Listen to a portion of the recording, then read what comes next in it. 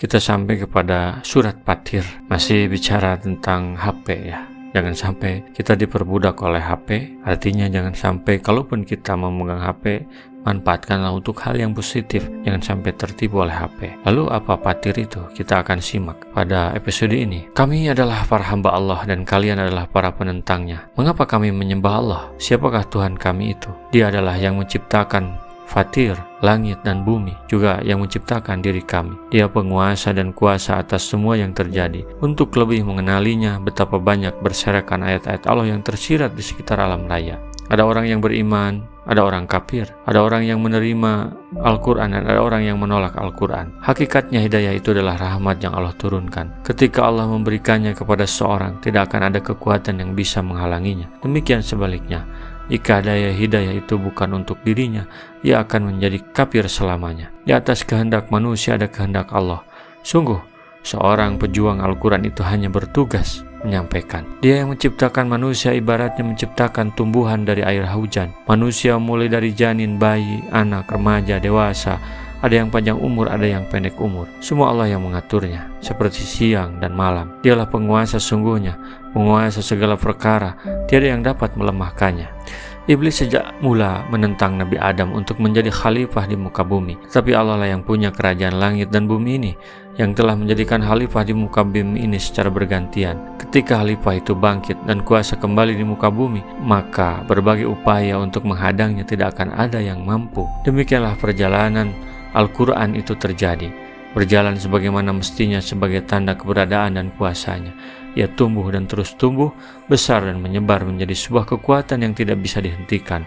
Allah membimbing dan melihat setiap gerak-gerik hambanya.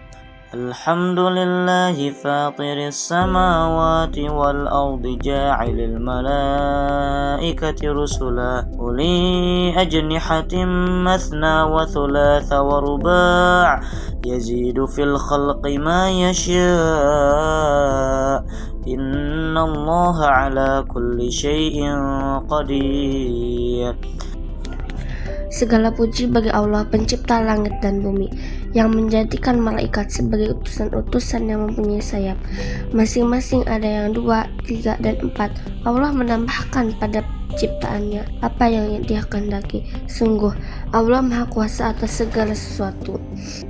Sufyan As-Tsauri telah meriwayatkan dari Ibrahim ibnu Muhazir, dari Mujahid, dari Ibnu Abbas, yang mengatakan bahwa ia masih belum mengerti makna Fatirus samawati wal ard sebelum ada 2 orang Baduy yang datang kepadanya mempersengketakan sebuah sumur. Maka salah seorangnya berkata kepada yang lain, "Akulah yang mulai membuatnya," dengan ungkapan "Ana fatartuha." Ibnu Abbas mengatakan pula sehubungan dengan makna firman-Nya Fatirus samawati wal ard, yakni yang menciptakan langit dan bumi, yang menciptakan malaikat. Di antara mereka ada yang punya 2 buah sayap, ada yang punya 3 buah sayap, dan ada yang mempunyai 4 buah sayap. Ada pula yang mempunyai sayap lebih banyak dari itu. Sebagaimana yang disebutkan dalam sebuah hadis bahwa Rasulullah melihat malaikat Jibril di malam Isra dalam rupa aslinya dengan 600 sayap. Lebar antara kedua sayapnya sama dengan jarak antara timur dan barat. Segala puji bagi Allah, tiada yang bisa membatasi kekuasaannya. Ma yaftahillahu lin-nasi min rahmatin fala mumsika laha wa ma yumsik fala mursila lahu min ba'dih wa huwal azizul hakim. Apa saja di antara rahmat Allah yang digunakan kepada manusia, maka tidak ada yang dapat menahannya, dan apa saja yang ditahannya, maka tidak ada yang sanggup untuk melepaskannya setelah itu, dan dialah yang maha perkasa, maha bijaksana. Imam Malik rahimahullah telah mengatakan bahwa Abu Hurairah pernah mengatakan bahwa dahulu apabila diberi hujan, mereka mengatakan, "Kita diberi hujan oleh bintang Fat," yakni munculnya bintang itu sebelumnya. Lalu Abu Hurairah membacakan firman-Nya surat Fatir ayat 2 ini, dan Allah berfirman dalam Al-An'am ayat 17, "Jika Allah menimpakan suatu kemudaratan kepadamu, maka tidak ada yang menghilangkannya melainkan Dia sendiri. Dan jika Dia mendatangkan kebaikan kepadamu, maka Dia Maha Kuasa atas tiap-tiap sesuatu." Rasulullah apabila mengangkat kepalanya dari ruku mengucapkan doa berikut, "Sami Allahu liman hamidah, Allahumma rabbana lakal hamdu mil'us samawati wal ar wa mil'u ma syi'ta min syai'in ba'du, Allahumma ahlas sanai wal majdi ahaqqu ma qalal abdu wa kulluna laka abdun, Allahumma la mani'a lima ataita wala mu'tiya lima mana'ta wala yanfa'u dzal jadd minkal jadd. Allah Maha mendengar terhadap orang yang memujinya. Ya Allah Tuhan kami, bagimulah segala puji sepenuh langit dan bumi dan sepenuh apa yang Kau kehendaki dari sesuatu sesudahnya. Ya Allah, pemilik segala pujian dan keagungan, sebagai perkataan yang paling berhak diucapkan oleh seorang hamba, dan kami semua adalah hamba-Mu. Ya Allah, tiada seorang pun yang dapat mencegah apa yang Engkau berikan, dan tiada seorang pun yang dapat memberi apa yang Engkau cegah, dan tidak dapat memberi manfaat apapun keagungan seseorang di hadapan keagungan-Mu. Hadis riwayat Muslim. Imam Ahmad mengatakan, telah menceritakan kepada kami Ali ibnu Asim, telah menceritakan kepada kami Mughirah, telah menceritakan kepada kami Amir dari Warid Maula al-Mughirah ibnu Syubah, mengatakan bahwa sungguhnya Muawiyah pernah kirim surat kepada Al-Mughirah ibnu Syubah yang isinya menyebutkan, tuliskanlah buatku apa yang pernah Kau dengar dari Rasulullah. Maka Al-Mughirah berdoa untukku, lalu aku berkirim surat dengan menuliskan, sungguhnya aku pernah mendengar Rasulullah apabila telah selesai dari salat mengucapkan doa berikut, La ilaha illallah wahdahu la syarikalah, lahul mulku wa lahul hamdu wa huwa ala kulli syai'in qadir. Allahumma la mani'a lima a'taita wa la mu'tiya lima mana'ta wa la yanfa'u dzal jadd minkal jadd.